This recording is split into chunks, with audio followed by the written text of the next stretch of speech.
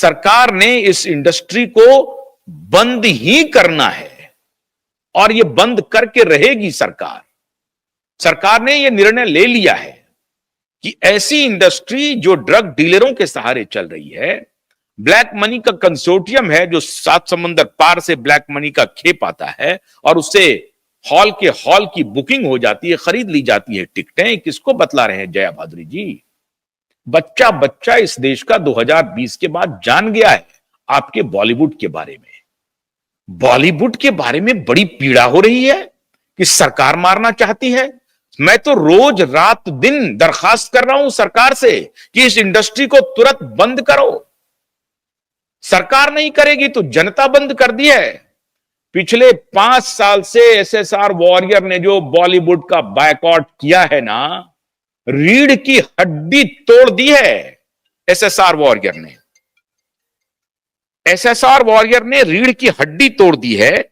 और अब ये कहीं अब जाने लायक नहीं बचे हैं, मुंह दिखाने लायक नहीं है, तो सरकारी मदद चाह रहे हैं। बात क्या कह रहे हैं कि बॉलीवुड के शेरो शायरी को आप तो बड़ा यूज करते हैं। अच्छा साहब, तो गालिब को बॉलीवुड ने बनाया था, मीर तकी मीर को बॉलीवुड ने बनाया था। अरे बदायूं और साहिर लुधियानवी तो बाद में आए, ठीक है, उनसे प्रचार प्रसार हुआ, लेकिन मीर तकी मीर को बॉलीवुड ने बनाया था क्या? गालिब को बॉलीवुड ने बनाया था क्या? अलामा इकबाल को बॉलीवुड ने बनाया था क्या? क्या उनकी शायरी का प्रयोग नहीं हो रहा है? इतनी अपढ़, इतनी अज्ञानी, इनका गुरु, चूंकि अहंकार बहुत है ना, पैसा है इनके पास तो अहंकार बहुत है, और अहंकार बस ये क्या बोल रही हैं ये भी नहीं पता है। अब साहब देखिए, पहली बात तो इनका ये झूठ पकड़ा गया, बॉलीवुड हमारा कोई सिंबल नहीं है दुनिया में।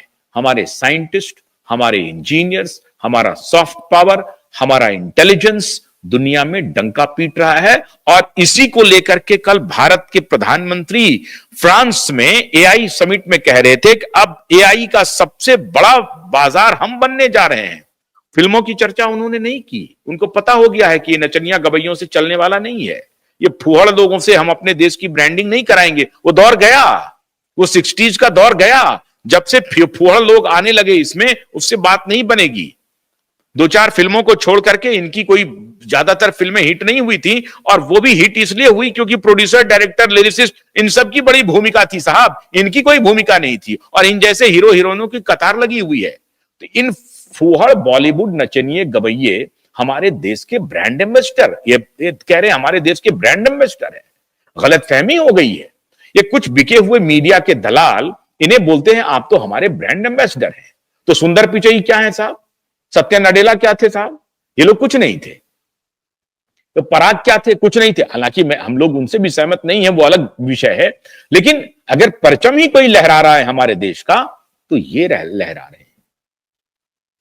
अब इनकी अज्ञानता का एक एग्जाम्पल देता हूं। ये कह रहे हैं कि वन ऑफ द हाईएस्ट, मुझे तो लग रहा था कहीं ये ना कह दे कि हाईएस्ट, खैर इन्होंने थोड़ा सा उसमें जोड़ के रखा कि वन ऑफ द हाईएस्ट। अरे वन ऑफ द हाईएस्ट में भी टॉप 10 में नहीं हो आप। टॉप 10 जो इन्होंने कहा कि one of the highest tax paying industry, zero tax चोर इंडस्ट्री। टैक्स चोर अगर इंडस्ट्री बोलते तो यह बात समझ में आती भी।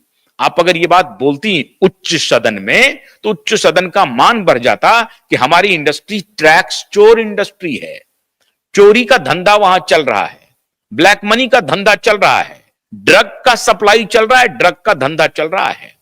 आप अच्छे हैं इसका क्या मतलब है? आपकी इंडस्ट्री के कौन लोग हैं उनके बारे में जरा पता तो कीजिए, कैसे धंधा चल रहा है वहां पे, क्या गोरख धंधे हो रहे हैं उस वक्त। मौन टॉप 10 इंडस्ट्री का मैं आपको जरा सा मैं लिस्ट देता हूं। Top 10, one of the highest, one of the highest. इनको शर्म आनी चाहिए, ये उच्च सदन में बैठी हैं। ये टॉप 10 इंडस्ट्री का मैं आपको जरा स्क्रॉल कीजिए।